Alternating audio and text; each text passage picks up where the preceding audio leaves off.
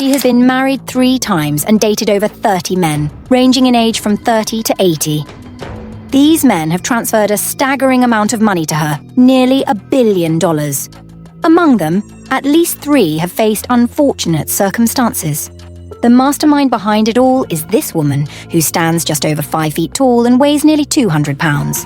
Kanae Kijima, Japan's most notorious femme fatale. How can such an unremarkable-looking woman manipulate dozens of men, not only getting them to send her money, but even leading some to their tragic fates? What incredible power does she possess? Kanae Kijima was overweight as a child, which often made her the target of teasing from classmates. Despite coming from a well-off family, no one wanted to be her friend, and this contributed significantly to her quirky personality.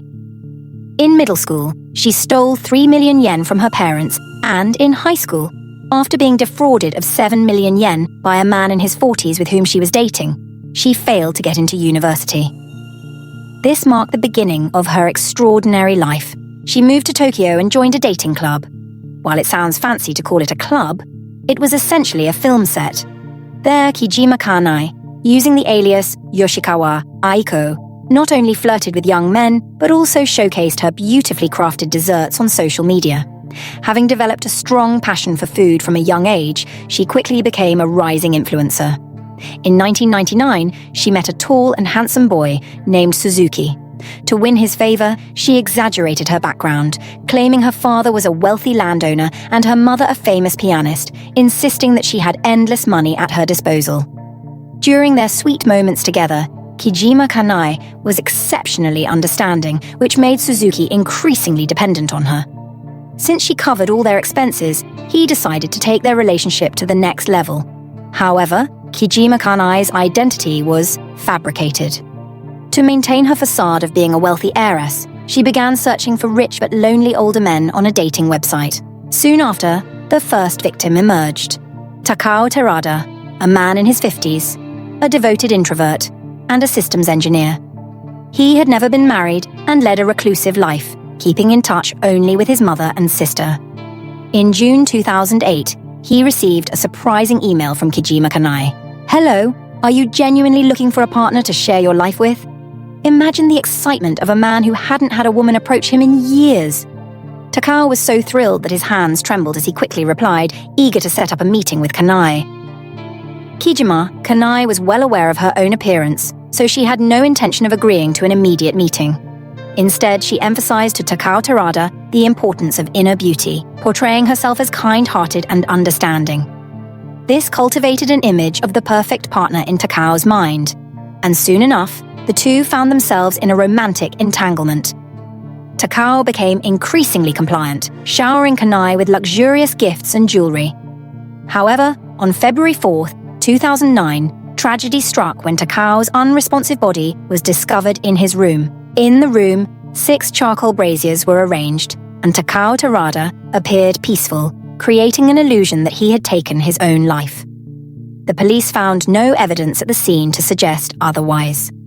On June 20th, 2008, while getting to know Takao Terada, Kijima Kanae also caught the attention of Kenzo Ando, an 80-year-old truck driver. Although Kenzo wasn't particularly wealthy, he inherited a luxurious mansion worth millions from his well-known father. Kijima initially approached him under the guise of a caregiver and even penned a heartfelt letter. "I see you as a kind and gentle man, unlike other older gentlemen. Your vibrant spirit draws me in completely. I apologize for being forward.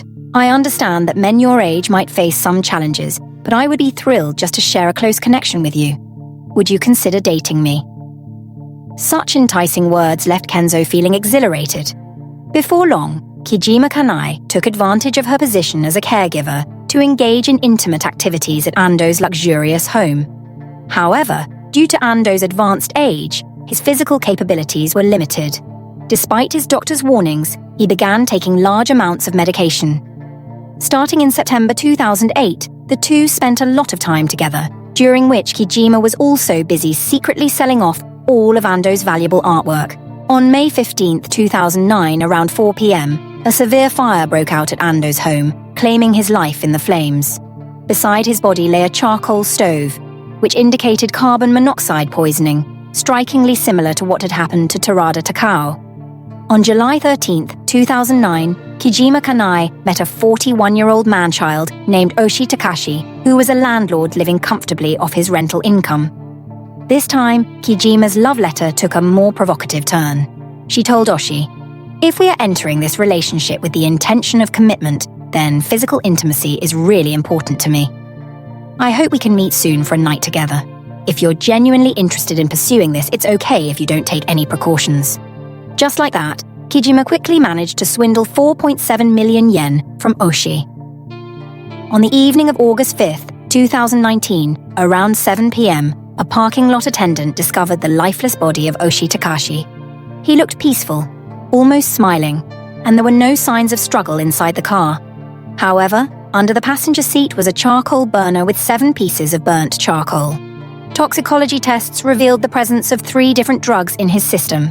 Moreover, 3 critical pieces of evidence indicated that Oshi didn't willingly meet his end. First, he had never touched the charcoal. Second, the car was locked from the outside, and no keys were found inside.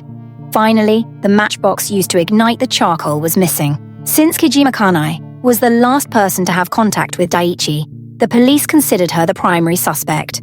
However, Mikijima seemed completely unfazed by this and even began looking for her next target. On September 4th, 2009, just a month after causing the death of her last fiancé, Kijima adopted a new identity to meet 43-year-old Yabu. Yabu was somewhat introverted and similar to her previous targets.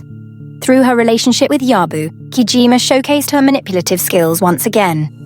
Although Yabu's sister was suspicious, believing that Kijima was only after Yabu's wealth, Yabu was completely captivated by Kijima's charm and even severed ties with his sister. In the end, the sister, feeling helpless, chose to report the situation to the police, but by then, Kijima had already extracted sufficient money from Yabu. On September 25, 2009, the police arrested Kijima for fraud after gathering substantial evidence against her. 2 days later, they discovered that 7 fire alarm wires had been cut at Yabu's home. Additionally, it was revealed that Kijima had ordered 2 charcoal burners and a box of charcoal online, clearly indicating her intent to get rid of Yabu. The police filed 3 homicide charges against Kijima, but she dismissed the evidence with disdain and showed no signs of emotional turmoil, until the tall, handsome witness, Suzuki, took the stand, which caused a slight shift in her demeanor. Suzuki confirmed Koijima's lies. Upon realizing he had been deceived for a whole decade, he appeared deeply distressed and regretful, unable to accept the reality and not even daring to look at Koijima. The trial of Kijima extended over 83 sessions, yet she consistently denied her guilt. The evidence presented by the police was circumstantial, derived through elimination, and lacked any direct proof linking Kijima to the homicide. Despite the widespread controversy surrounding Kanae Kijima's actions, many people still support her. One such individual is a 60-year-old man named Doi, who firmly believes in her innocence. In March 2015, they even applied for marriage while she was in prison. Doi described Kijima as somewhat overweight, but possessing a gentle heart, making her his ideal partner. However, just 6 months later, Doi became paralyzed in a car accident, and the seemingly soft-hearted Kijima abandoned him without hesitation.